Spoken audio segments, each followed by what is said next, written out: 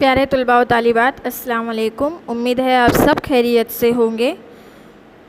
हम पढ़ रहे हैं आपकी 9वीं जमात की साइंस की किताब का सबक नंबर 5, ज़िंदगी की बुनियादी इकाई।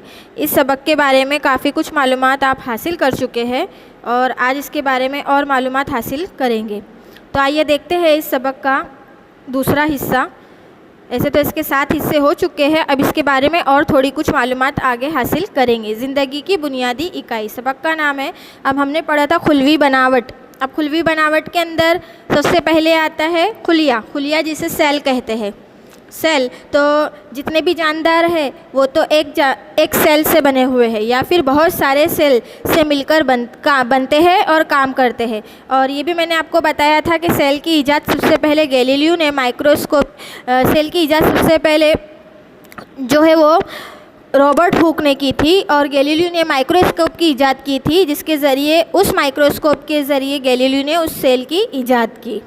और सेल के बारे में 1665 में रॉबर्ट हुक ने उस माइक्रोस्कोप में उसकी जांच की थी। प्लांट का एक कोट यानी एक छोटा सा हिस्सा लेकर उसे माइक्रोस्कोप में देखा और देखने के बाद पता चला कि उसमें बारीक बारीक खुलियात है, यानी कि बारीक बारीक सुराख है, जिसको नाम दिया गया सेल नाम दिया गया। सेल का मतलब होता है स्मॉल रूम, यानी छोटा कमरा होता है ना, वैसे तो वो खुलवी बनावट हो गई हमारी। उसके बाद किसी भी खुलिये की 3 हिस्से हैं। तो 3 हिस्से कौन कौन से 3 हिस्से हैं? सबसे पहले प्लाज्मा झिल्ली, दूसरा साइटोप्लाज्म, तीसरा जो है हमारा मरकज़ा। हम मरकज़े के बारे में काफ़ी कुछ मालूमात हासिल कर चुके हैं और ये तीनों के बारे में ही मालूमात हासिल कर चुके हैं, लेकिन थोड़ी सी इसके बारे में और देख लेंगे कि 3 इसके तफावली ग्रुप है। तफावली ग्रुप यानी फंक्शनल ऑर्गन्स। अब इसके अंदर क्या होता है, मरकज़ा प्लाज्मा झिल्ली में तो हर एक खुलिये का एक बैरूनी हिस्से यानी सेल मेम्ब्रेन ऊपर का हिस्सा होता है, और वो ऊपर का हिस्सा जो उसको मुकम्मल तौर पर एक झिल्ली की तरह घेरे रहता है, और वो घेरे रहने का काम जो करता है यानी एक प्रोटीन से बना होता है, मुकम्मल प्रोटीन से, जो अंदर और बाहर के आने वाले जो भी मुज़िर चीज़ें हैं वो सेल के अंदर ना जाए, वो उससे उसकी हिफाजत करता है। और मरकज़ा में प्रोटोप्लाज्म दोनों ही प्लाज्मा झिल्ली से घिरे रहते हैं। प्लाज्मा झिल्ली ऑज़ोम्स के अमल में यानी ये नीम सराहियत यानी उसको संभाल कर रखना और उसके अंदर कोई नुकसानदा चीज़ ना पहुँचे, उसका काम करती है। उसके बाद आता है दूसरे नंबर पर साइटोप्लाज्म, लेकिन उससे पहले एक आता है खुलवी दीवार। वो देखेंगे जिसमें मैंने यहाँ पॉइंट नहीं नोट आउट किया है।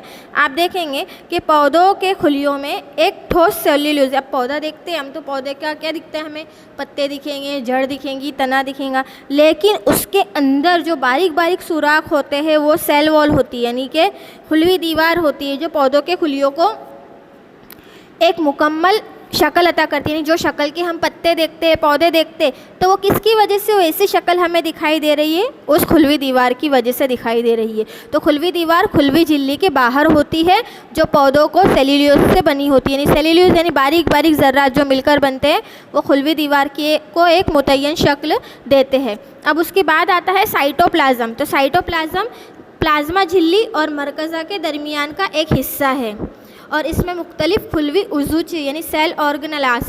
ये मैंने आपको इससे पहले की 2-3 पहले की स्लाइड के अंदर बताया था कि खुलवी उज़ूचे क्या है, बहुत तफसीली मालूमात उसके अंदर दी गई है, आप दोबारा उस वीडियो को देख सकते हैं।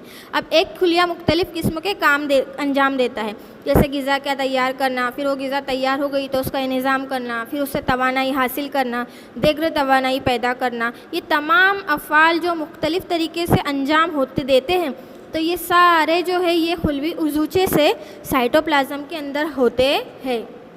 उसके बाद मरकज़ा के बारे में काफ़ी कुछ मालूमात आपको पहले से ही मिल चुकी है कि मरकज़ा जो है, बताया था आप लोगों को कि मरकज़ा जो है एक अहम हिस्सा है खुलिये का, जो बिल्कुल उसके दरमियान में होता है। सेल जो न्यूक्लियस, जो जैसे न्यूक्लियस भी कहते हैं, तो ये जो न्यूक्लियस है जो सेल को कंट्रोल करने का काम करता है, और उसमें डीएनए की जेनेटिक मटेरियल होता है, जो खुलिये के अंदर जितनी भी एक्टिविटी, जितनी भी हरकत होती है उसे डीएनए ही कंट्रोल करता है, यानी मरकज़ा के अंदर ही उसे कंट्रोल किया जाता है। और डीएनए न्यूक्लियस के अंदर कार्टन की शक्ल में पाया जाता है, जो जो एक उलझे हुए धागा, यानी अब बहुत सारा धागे को अगर हम उलझा देंगे तो वो कैसा दिखाई देगा, तो उलझे हुए धागे की शक्ल में होता है। जब सेल अलग होने के लिए तैयार होता है तो डीएनए उसमें शामिल होकर क्रोमोसोम की शक्ल तैयार कर लेते हैं। और इसके अलावा न्यूक्लियस के अंदर न्यूक्लियस भी होते हैं जहाँ पर राइबोसोम्स की सिंथेसिस होती है, यानी कि राइबोसोम्स वहाँ पर तैयार होते हैं। तो इस तरीके से मरकज़ा जो है वो खुलिये का बहुत बड़ा हिस्सा है, जो बिल्कुल खुलिये के तमाम अफ़आल को कंट्रोल करने का काम करता है। जैसे हमारा ब्रेन कैसा है, वैसे ही हमारे ब्रेन की तरह यहाँ पे खुलिये का भी एक मरकज़ा है जो बिल्कुल पूरे निज़ाम को कंट्रोल करने का काम करता है। अब ये सारी चीज़ें तो हो गई, अब हम आगे देखेंगे खुलवी उज़ूचे।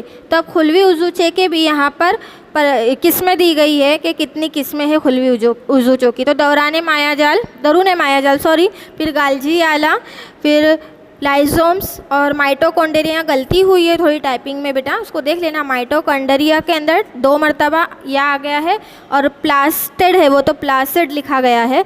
ये 2 गलतियाँ इसमें हो गई है, तो ज़रा इसको आप देख लेना कि किस तरीके से हुई है।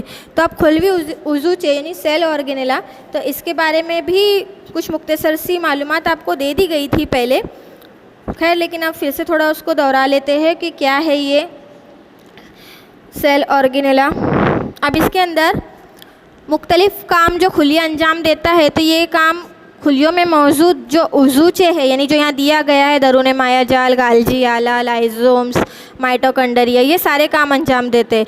तो दरूने मायाजाल क्या, ये खुलिये के अंदर साइटोप्लाज्म में मौजूद झिल्लियों का जाल होता है। यानी साइटोप्लाज्म तो खुलिये में है ही और झिल्ली भी, तो उसका एक मुकम्मल जाल होता है जो वो 2 किस्म का होता है, चिकना और हमवार। अब चिकना और हमवार यानी कि स्मूथ एंड रफ़, यानी एक बहुत स्मूथ एकदम चिकना है और दूसरा थोड़ा रफ़ मायाजाल जो लीड से पैदा होते हैं, और ना हमवार दौरान मायाजाल राइजोम्स से जुड़े होते हैं। दरूने मायाजाल प्रोटीन और लीड को तैयार करने में ये काम करते हैं और खुलियों के अंदर मुख्तलिफ़ मादों का, यानी जो कुछ भी हो रहा है उसका ये ज़ख़ीरा करने का काम करते हैं। उसके बाद आता है गाल्जी आला। अब गाल्जी आले की बनावट एक थैली की जैसी होती है, जो थैली देखते हैं ना, जो ऊपर नीचे मुतवाज़ी तौर पर एक दूसरे से बिल्कुल जुड़े हुए रहते हैं, यानी ऊपर भी जैसा रहेगा नीचे भी वैसा ही रहेगा, तो वो एक दूसरे से जुड़े हुए रहते हैं। और इनके ज़रिए खुलिये में मुख्तलिफ़ किस्मों का मादे का रसाव का मतलब होता है बहना, यानी गाल्जी आले के ज़रिए ऐसे मादे का रसाव यानी बहना होता है कि वो मुख्तलिफ़ दूसरे अज्जा तक पहुँच सके। और ये लाइजोम्स की तैयारी में मदद करते हैं, जो लाइजोम्स बनते हैं उसकी तैयारी में ये मदद करता है और ये मादों को खुलिये से बाहर निकलने में भी मदद करता। अब इसके अंदर जो जो केमिकल जो प्रोटीन वगैरह पैदा होते हैं उसको दूसरे आज़ा तक पहुंचाने का काम भी ये करता है, जैसे पॉलीस्क्राइडिट, लेपिड, ये वगैरह जितने भी आज़ा है, ये जो मादे बन रहे हैं उसको बाहर निकाल कर दूसरी सिमतों में ले जाने का काम भी करता है। उसके बाद आता है लाइजोम्स। यहाँ लाइजोम्स के बारे में बताया गया है कि ये बहुत ज़्यादा होते हैं, ये खामरे यानी इंजाइम्स जो उसमें मौजूद होते हैं, जो निज़ाम जो हम खाना वगैरह खाते हैं उसके अंदर उसको डाइजेस्ट करने में मदद करते हैं और जरासीम और कमज़ोर खुलियों को जिस्म से बाहर निकालने में भी मदद करते हैं, जिससे हमारी जो है बीमारी से हम महफूज रह सके। इसीलिए इन्हें खुदकुश थैले यानी सुसाइड बग्स भी कहते हैं। अब इन्हें लाइजोम्स को सुसाइड बग्स क्यों कहा जाता है, क्योंकि ये हमारे जिस्म में पैदा होने वाले जरासीम और खुलियात को कमज़ोर करके उसको मारने का काम करते हैं, उनको कमज़ोर करते हैं। और जो कुछ हम खाते हैं जैसा तैसा, आपको तो पता है हम क्या कुछ नहीं खा लेते, तो उसको हज़म करने का यानी उसके अंदर मौजूद जरासीम वगैरह को मार कर उसे भी हज़म करने का काम लाइजोम्स करते हैं। तो इसीलिए इन्हें खुदकुश थैले यानी अपने आप ही दूसरों को मार देते हैं, सुसाइड बग्स कहते हैं।